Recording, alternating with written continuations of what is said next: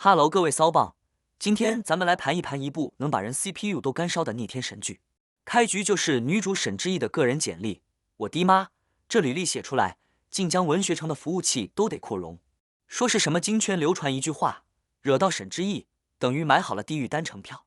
我直接好家伙，这口气，阎王爷听了都得给你点个赞。你以为这就完了？不，接下来更是离谱。女主自述，7岁那年，她爹出轨。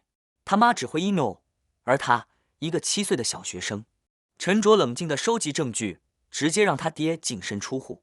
我特么也惊呆了，这哪是7岁啊，这是柯南转世了吧？强烈建议纳入法学生必修案例。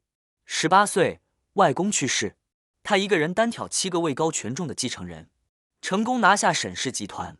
怎么说呢？古有妻子夺嫡，今有女主单刷副本，这已经不是爽文了。这是玄幻外网文照进现实。到目前为止，虽然槽点密集，但好歹还是个霸道女总裁的设定。然而，接下来这一幕直接震撼我一整年。她深爱的男人在婚礼当天弃她而去，奔向了所谓的挚爱。按理说，女主该哭哭啼啼，朋友圈发点emo文学吧。不，我们女主是谁？她反手就掏出手机，第一反应不是报警，而是做空男方公司。我哭死，这才是搞事业的女人，失恋都得从对方身上刮下几斤肉来。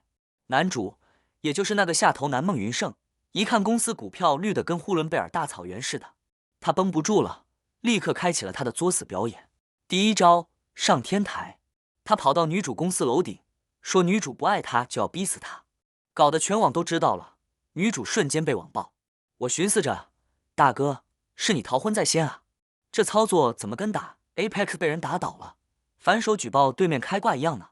紧接着，男主他妈和那个小三也赶到现场，一个跪地求饶，一个哭哭啼啼，演技堪称身临其境。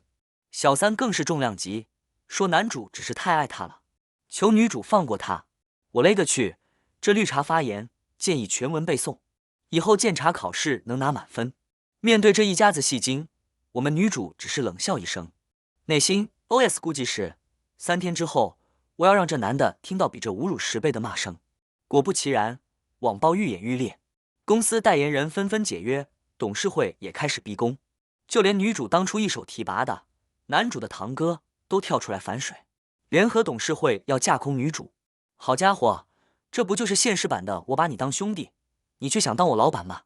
面对内忧外患，女主直接在股东大会上开大了，她拿出一个沙漏，说1个小时之内就要让孟家身败名裂，做不到就自动滚蛋。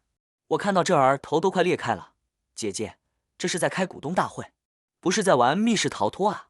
你这沙漏是啥子神器？是能给对方上 debuff， 还是能让你瞬间变身超级赛亚人？当然，为了让剧情更合理，编剧插了一段回忆杀。原来婚礼前，女主就发现男主不对劲了。这个号称有重度洁癖的男人，连跟未婚妻吃饭都要分餐，生怕沾到口水，结果却毫不犹豫地喝了小三喝过的酒。杯子上那么大个口红印，你当女主是瞎吗？女主当时就给了他反悔的机会，是他自己非要嘴硬，说会保持距离，婚礼照常。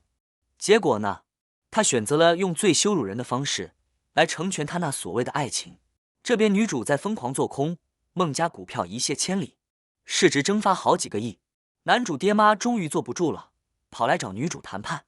他妈还是一副高高在上的样子，说要不是看在老爷子面子上，才不会让儿子娶个大5岁的女人。我的妈，大妈你清醒一点，你家公司都快变成经验宝宝了，你还在输出啥呢？我们女主直接一杯水泼过去，然后就是一段封神级别的台词输出。孟云胜不可能一直25岁，但我沈之意可以一直拥有一个25岁的男朋友。绝子！这段建议所有被 PUA 的姐妹们反复观看，堪称反杀教材。被对得哑口无言的男主又想出了新的骚操作，他居然跑来跟女主提条件，要求女主公开道歉，赔偿他10亿现金，还要女主的传家宝翡翠和维多利亚时期的王冠送给小三当赔礼。我的老天鹅，这胃口德云社的饭量都没你大，真不怕把自己撑死啊！眼看硬的不行，他又开始卖惨，在网上发长文，说女主对他精神控制 PUA， 不让他跟异性接触，把他父母当狗使唤。证据呢？就是女主给他买了一堆奢侈品，还因为他跟别的女人走得近而吃醋。看到这里我已经绷不住了，这种精神控制请给我来一打好吗？我愿意被金钱狠狠的包养和控制。最后，这位下头男的终极大招又来了，没错，他又上天台了，还是熟悉的配方，还是熟悉的味道。他站在楼顶边缘，对着女主疯狂输出，说自己是被逼的，是被操控的。正当所有人都以为女主会去救他，上演一出你跳我也跳的苦情戏时，我们女主一个箭步冲上去，你猜怎么着？她直接把他往楼下推。我当时就卧槽了，这反转闪了我的老腰。当然，推下去的瞬间又给抓住了，这一推一拉，看似致命空大，实则疯狂补刀，直接把男主的尊严按在地上摩擦。女主最后留下一句：游戏才刚刚开始，深藏功与名。就问你哈不哈人？这部剧的剧情就像一锅大乱炖，融合了商战、宅斗、虐恋，还有一点点法制咖的元素。我晓得，看到这里的骚棒们，你们的吐槽能量也快溢出来了，把你们最想说的话打在弹幕上，让我看看谁的吐槽更辛辣。